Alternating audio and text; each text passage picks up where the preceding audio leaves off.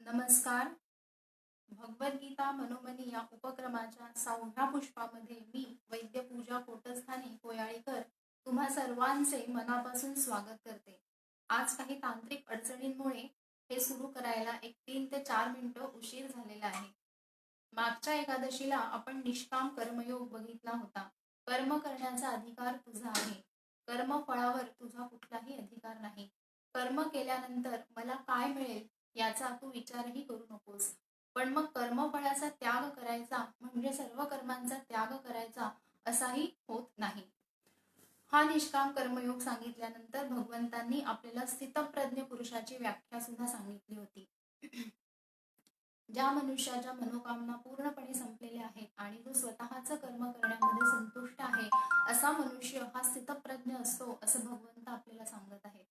ही स्थितप्रज्ञ अवस्था एकदा आपण साध्य केली की आपल्या हातून जी काही कर्म होतात ती अत्यंत कुशलतेने होतात. म्हणून ते म्हणतायत योगः कर्मसु कौशलम. हे सांगितल्यानंतर भगवंत आपल्याला निष्काम कर्मयोगासाठी आपली बुद्धी स्थिर करणं, बुद्धी स्थिर करण्यासाठी मनावर संयम ठेवणं, इंद्रियांवर नियंत्रण मिळवणं या पद्धतीच्या सगळ्या गोष्टी ते आपल्याला समजावून सांगत आहेत. आता जर आपण पहिल्या अध्यायाचा पुन्हा एकदा विचार केला तर तिथे काय होते, अर्जुनाला दुःख होते की आता आपल्या आप्तांना आपल्याला मारायचं आहे आणि ते मृत होणार आहे.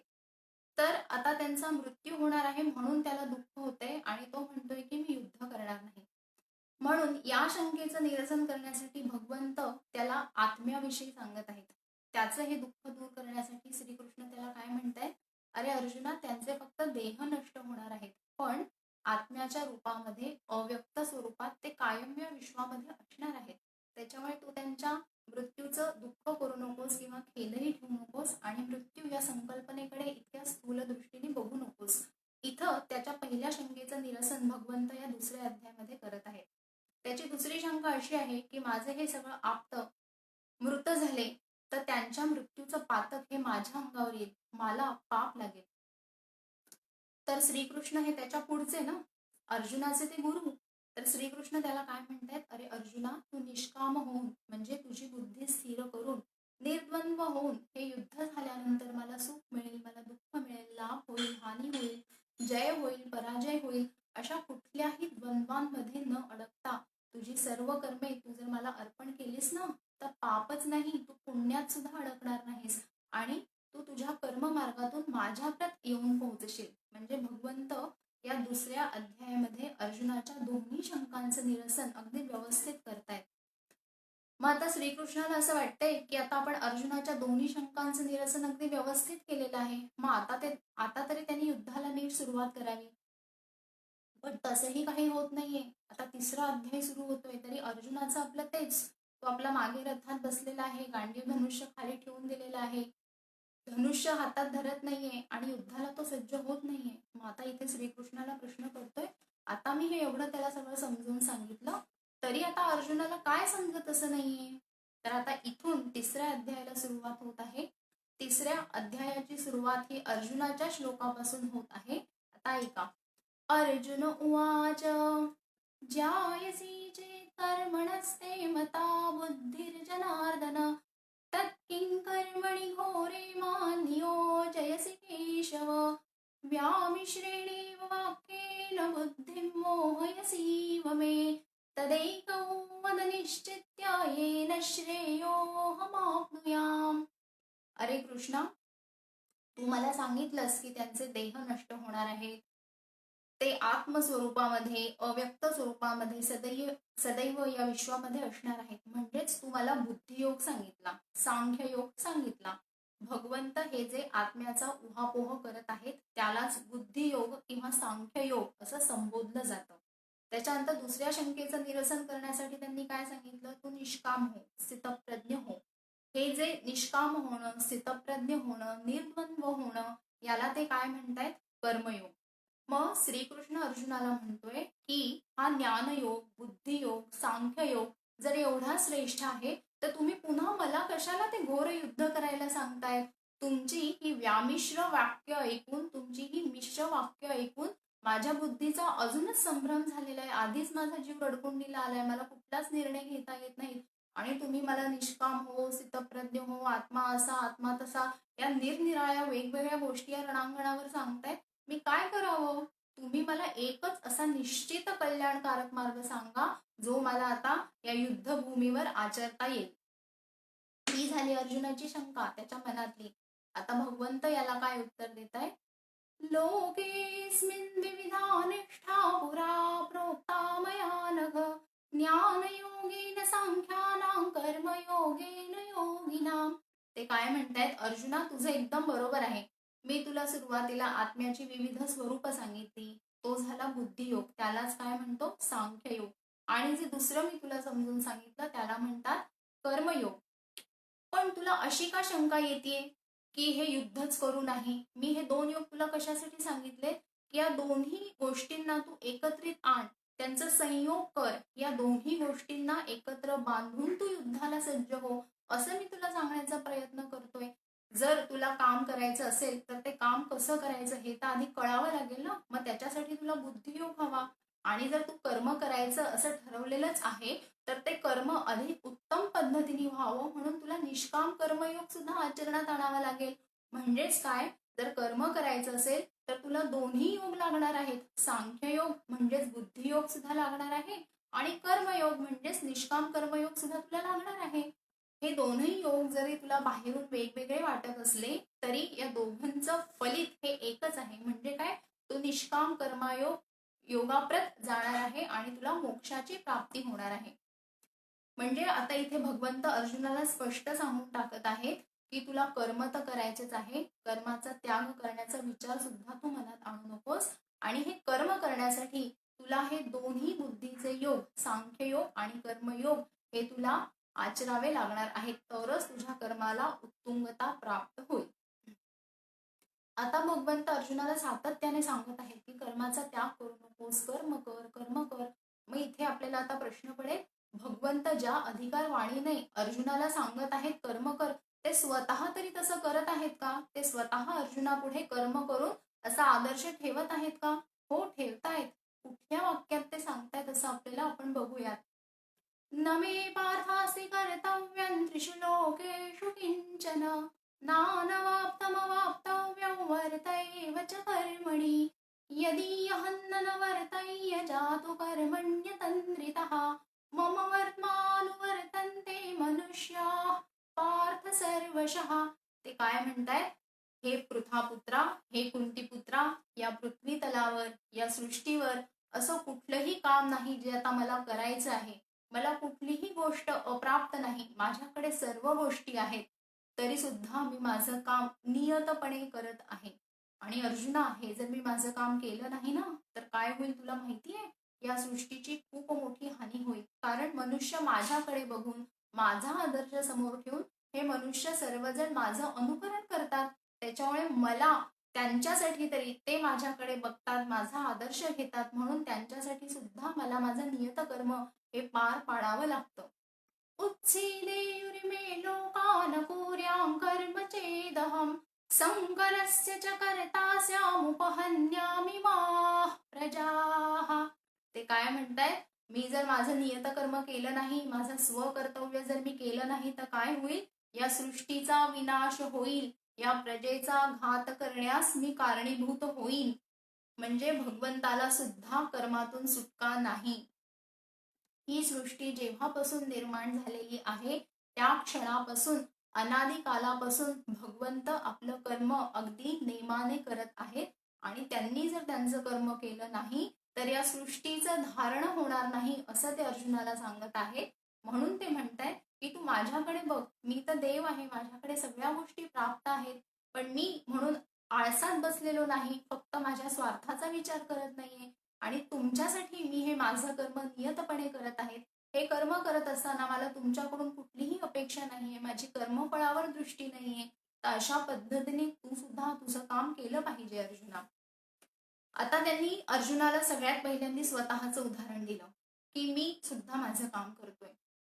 मग पूर्वी जे थोर पुरुष, जे आदर्श राजे होऊन गेलेले आहेत त्यांचं उदाहरण ते अर्जुनाला देत आहेत. ते काय म्हणतायत? पूर्वी जनकादी राजे होऊन गेले, त्यांनी सुद्धा निरपेक्ष बुद्धीने या समाजाचं कल्याण होण्याच्या दृष्टीने त्यांनी त्यांचं नियत कर्म हे नीट पार पाडलं आणि म्हणूनच ते समाजासाठी आदर्श झाले आहेत. आपण सतत त्यांच्या वर्तनाचं अनुकरण करत असतो. यद्यदाचरते श्रेष्ठ सत्तदेवेतरो जनः स यत्प्रमाणं कुरुते लोकस्तदनुवर्तते. म्हणजे काय, समाजामधील जे जे श्रेष्ठ पुरुष आहेत ते जसं वागतात तसंच सामान्य लोक त्यांच्याकडे बघून आपलं वर्तन करत असतात, त्यांच्या कर्मांचं ते अनुकरण करत असतात. म्हणून कर्म करण्यासाठी त्यांनी 2-3 गोष्टी सांगितलेल्या आहेत. एक तर सुरुवातीला तू कर्माचा त्यागच करू नकोस. कर्म हे तुला दोन्ही योगांचं अवलंबन करून करायचं आहे. तू जर कर्म केलं नाहीस तर जसं सृष्टीचा विनाश होणार आहे, मी माझं कर्म केलं नाही, तर तू जर कर्म केलं नाहीस तर तुझ्या शरीराचा निर्वाह सुद्धा तिथे साध्य होत नाही. आणि जे लोक या सृष्टीवर आपलं कर्म करत नाहीत तर त्यांच्या पुढे सुद्धा तुझ्या कर्मातून तुला आदर्श निर्माण करायचा आहे. म्हणून सुद्धा अर्जुना तू तुझं कर्म कर. ते काय म्हणताय, लोकसंग्रहमेवापि संपश्यन् कर्तुमर्हसि. लोकसंग्रहासाठी, लोकांना तुझा आदर्श वाटावा म्हणून सुद्धा तू तुझं नियत कर्म करणं हे अत्यंत गरजेचं आहे. मग आता त्यांनी सांगून टाकलं की 2-3 पातळ्यांवर कर्म करणं हे अत्यंत आवश्यक आहे. स्वतःचं उदाहरण दिलं. आधी जे काही आदर्श राजे थोर पुरुष होऊन गेलेले आहेत त्यांचं उदाहरण दिलं.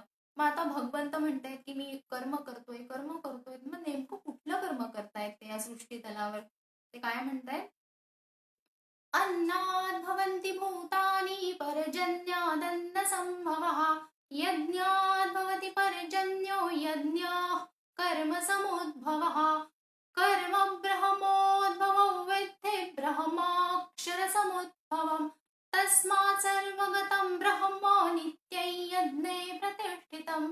ते काय म्हणताय, ज्या क्षणापासून ही पृथ्वी उत्पन्न झालेली आहे, या पृथ्वीवर जे काही जीवजंतू आहेत, जे काही जिवंत प्राणी आहेत, मनुष्यगण आहेत, त्या सर्वांचं धारण पोषण करणं हे माझं आद्य कर्तव्य आहे. आणि त्यांचं धारण पोषण करणं म्हणजेच काय, मला या पृथ्वी तलावर अन्नाची निर्मिती करावी लागते.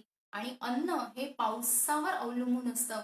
म्हणजेच काय, हे सृष्टीचं चक्र नीट चालावं, या सृष्टीमध्ये जे जे काही घटक आहेत त्यांचं धारण नीट व्हावं म्हणून भगवंताला सुद्धा या सृष्टीवर अनेक ऋतू तयार करावे लागतात. या ऋतूंचं चक्र सातत्याने टिकवावं लागतं. पाऊस पाडावा लागतो, कणसांमध्ये दाणे पिकवावे लागतात, धान्य पिकवावं लागतं. हे सगळे दाणे, हे सगळं धान्य त्यांच्या त्यांच्या रसांनी परिपूर्ण करावं लागतं. त्याच्यातली पोषण मूल्य ही त्यांना भरभरून त्याच्यात भरावी लागतात. हे त्यांचं कर्म झालं. आणि असं जर कर्म त्यांनी केलं तरच सृष्टीचं धारण होणार आहे, तरच या प्रजेचं कल्याण होणार आहे. आणि असं जे कर्म आहे ना, जे आपण सातत्याने न थकता न कंटाळता करत असतो, त्याला ते काय म्हणतायत, असं केलेल्या कर्माचा यज्ञ होतो. यज्ञ कर्म समुद्भवः. मागच्या एकादशीला तुम्हाला जर आठवत असेल तर मी डॉक्टरांचं उदाहरण दिलं होतं. या संकट समयी हे सगळे डॉक्टर्स निर्द्वंद्व होऊन, नित्य सत्वस्थ होऊन, निरपेक्ष बुद्धीने, संन्यस्त वृत्तीने समाजाच्या कल्याणासाठी, समाजाच्या हितासाठी, समाजाचं आरोग्य राखलं जावं म्हणून ते आपलं काम करत आहे. आणि अशा कर्माला मागच्या वेळेला सुद्धा मी यज्ञ म्हणलं होतं. यज्ञच नाही, मी याला ब्रह्मयज्ञ म्हणलं होतं. कारण ज्या कर्मामध्ये दुसऱ्याच्या हिताची कायम काळजी घेतली जाते अशा कर्माला भगवंत यज्ञ असं म्हणत आहे. आणि ते काय म्हणताय, अशा यज्ञामध्ये मी साकार स्वरूपात अस्तित्वात असतो, तिथे तू माझं सगुण रूपाने अस्तित्व जाण, कारण असं केलेलं कर्म हे मला अत्यंत प्रिय असतं. या कर्माचा आम्ही तात्काळ स्वीकार करतो आणि हे कर्म तुला मोक्षाप्रत घेऊन जातो. आणि असं जे कर्म आहे ना, तू त्याचं नित्य अनुष्ठान कर. नित्य यज्ञे प्रतिष्ठितम. अशा कर्माचा यज्ञ तू नित्य आणि नित्य कर, असं भगवंत आपल्याला सांगत आहेत. आता ते म्हणतायत की हे काम तू अत्यंत चिकाटीने कर, तुला जे नेमून दिलेला आहे, तुझा जो स्वधर्म आहे. तर याच्यासाठी ज्ञानेश्वर महाराज अजून सविस्तरपणे सांगत आहेत. ते काय म्हणतायत, कुठल्या वृत्तीने आपण आपलं स्वकर्तव्य केलं पाहिजे. तर ते म्हणतायत की मासा जो असतो त्याला माहित असतं की जोवर आपण पाण्यात आहोत तोवर आपल्याला जीवन आहे, पण ज्या क्षणी आपण या पाण्याच्या बाहेर निघू तेव्हा आपल्याला मृत्यू येणार येणार आहे. तर या भावनेनी, या वृत्तीने, या निष्ठेने तू तुझं स्वकर्म हे कायम केलं पाहिजे. पुढे या स्वकर्माची किंवा स्वधर्माची, आपल्या कर्तव्याची महती सांगताना भगवंत काय म्हणतायत, स्वधर्मे निधनम श्रेय परधर्मो भयावह. ते काय म्हणतायत, तुझ्या कर्तव्याचं पालन करत असताना कितीही संकट आली, कितीही अडचणी तुझ्या समोर आल्या, कितीही विघ्न आली, तरी तू तुझ्या स्वकर्तव्यापासून पळायचं नाहीयेस, तू ते अर्धवट टाकून द्यायचं नाहीयेस, तू त्याच्यावर मात करायची आहेस. आणि तुझ्या स्वकर्तव्याचं पालन करत असताना तुला मृत्यू जरी आला ना तरी चालेल, पण स्वकर्तव्य तू कधीही सोडायचं नाहीयेस. स्वधर्मे निधनम श्रेय. स्वधर्म करत असताना मृत्यू आला तरी तो कल्याणकारक असतो, पण दुसऱ्याच्या कर्माचं तू कधीही आचरण करू नकोस, कारण तो कायम भयावह असतो.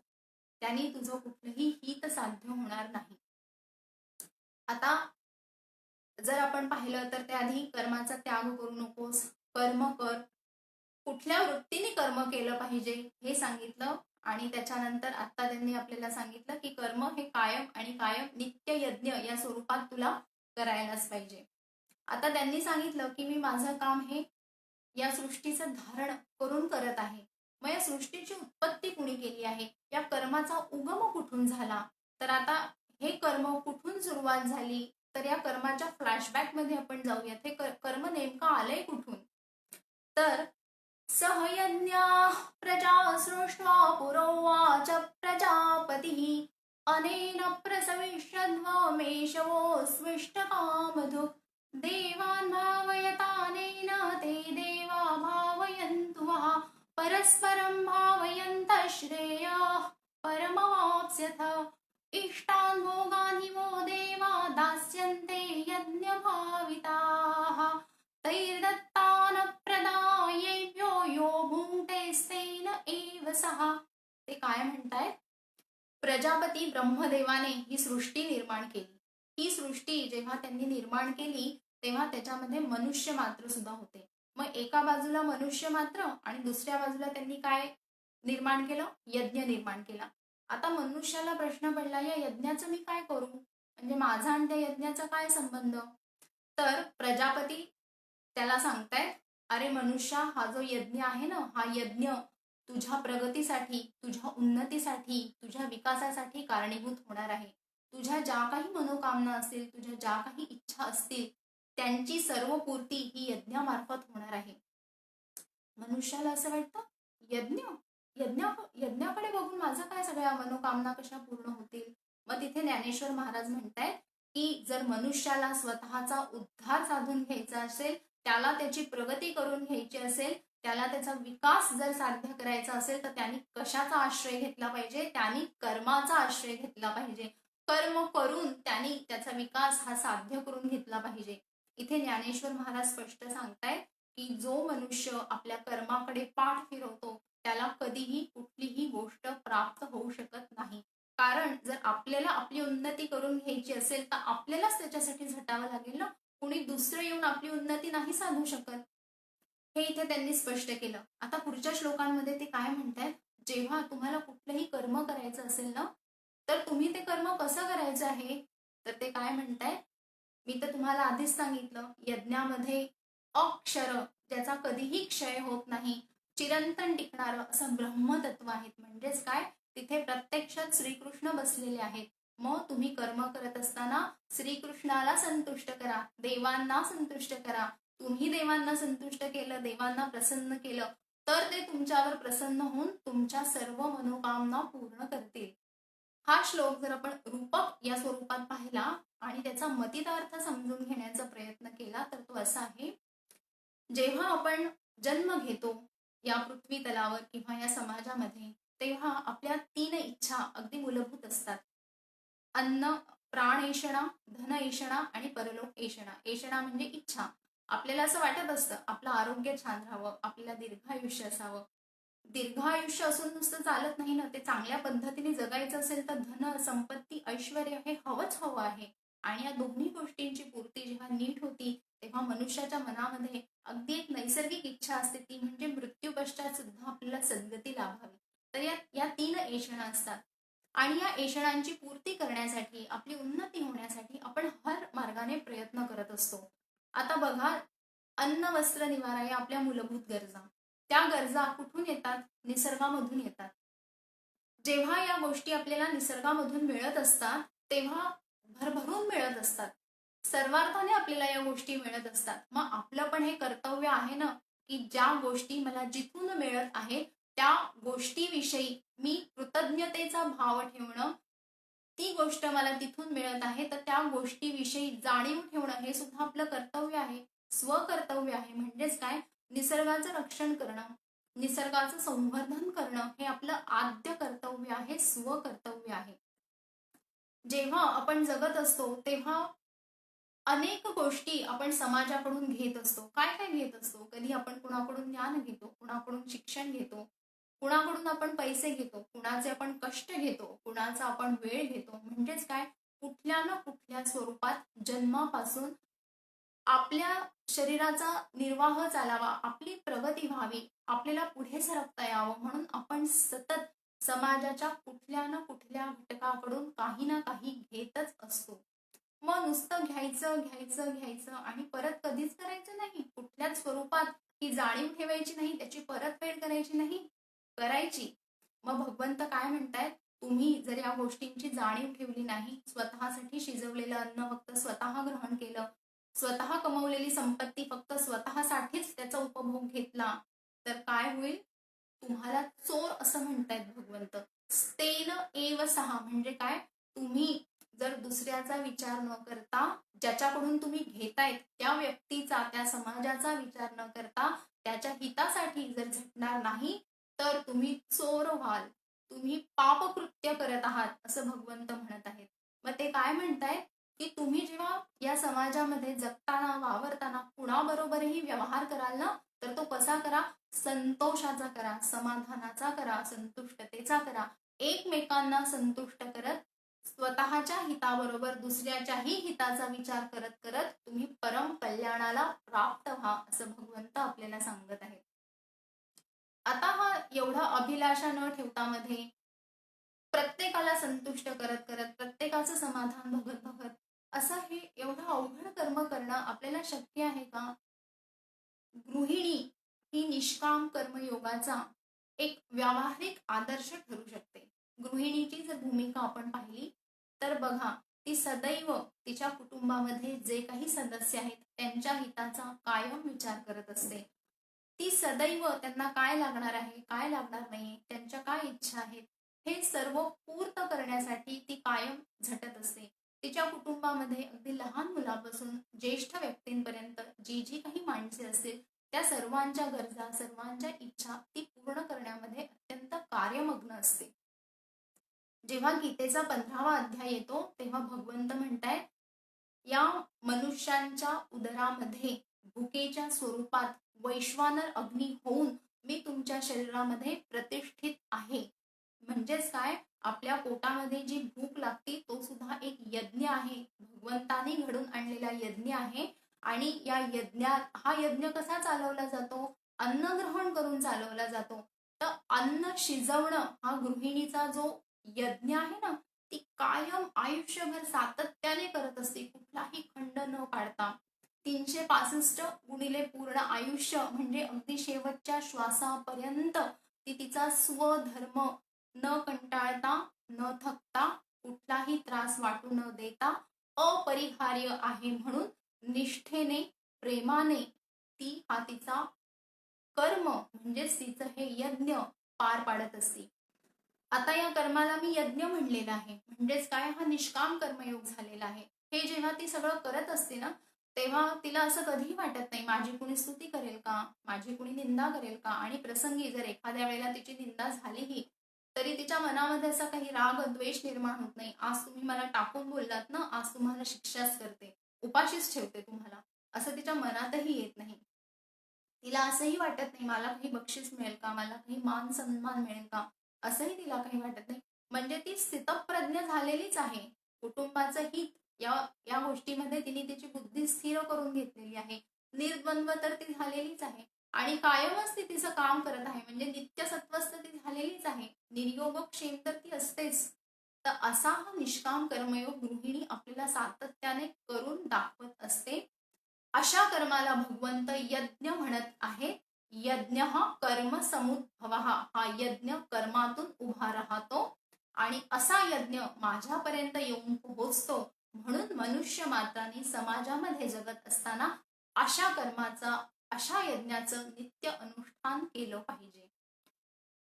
आता बाबा आमटे यांचं जर आपण उदाहरण घेतलं तर कुष्ठी रुग्णांच्या आयुष्यामध्ये आनंद फुलवण्याचं अत्यंत उत्तम काम त्यांनी केलेलं आहे.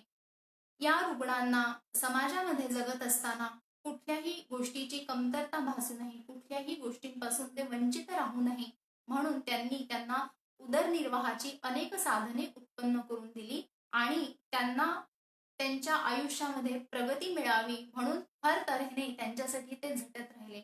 अगदी त्यांच्या आयुष्याच्या शेवटच्या श्वासापर्यंत त्यांनी त्यांच्या याच कर्माला बांधून घेतलं होतं. त्यांची ही कर्तव्य बुद्धी वरोरा येथील आनंदवनामध्ये आपण आपल्या प्रत्यक्ष डोळ्यांनी बघू शकते. तर अशी कर्तव्य बुद्धी भगवंताला समाजामध्ये आपण जेव्हा जगत असतो तेव्हा या कर्तव्य बुद्धीने आपण जगलो पाहिजे असं ते आपल्याला सांगत आहेत. जेव्हा आपण खूप गोष्टी या समाजाकडून घेत असतो तेव्हा आपण या समाजाच्या ऋणामध्ये असतो. आपण एकमेकांबरोबर जगत असताना कर्माच्या बंधनामध्ये बांधले गेलेलो असतो. मग जेव्हा आपण बांधले गेलेलो आहोत तेव्हा आपलं कर्म सुद्धा हे असं आहे की आपला थोडा स्वार्थ बाजूला ठेवून, आळस बाजूला ठेवून, जसं आपलं हित साध्य झालं पाहिजे असं आपल्याला वाटतं, तसंच मला जे जे मिळालेलं आहे तेच दुसऱ्यालाही मिळायला पाहिजे अशी बुद्धी आणि असा हेतू जेव्हा आपल्या कर्माला जडतो ना, तेव्हा ते कर्म यज्ञ या ठिकाणी जाऊन पोहोचतं.